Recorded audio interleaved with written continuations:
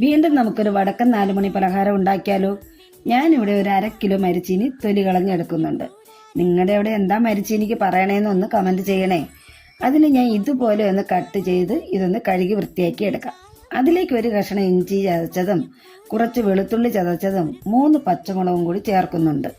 ഇനി 1 table spoon മഞ്ഞൾപ്പൊടിയും 2 table spoon Kashmiri മുളക് പൊടിയും 1 ടേബിൾ സ്പൂൺ മസാലയും കുറച്ച് ജീരകവും ചേർത്ത് പിന്നെ 3 സ്പൂൺ കടലമാവും 2 സ്പൂൺ അരിപ്പൊടിയും 1 സ്പൂൺ കുരുമുളകും ആവശ്യത്തിന് കറിവേപ്പിലയും ഉപ്പും ചേർത്ത് കൊടുക്കുന്നു.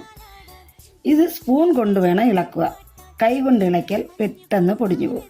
കുറച്ച് വെള്ളവും കൂടി ചേർത്ത് ഇളക്കുക. ഞാനിവിടെ ഇതൊന്ന് നന്നായി മിക്സ് ചെയ്ത് എടുത്തിട്ടുണ്ട്.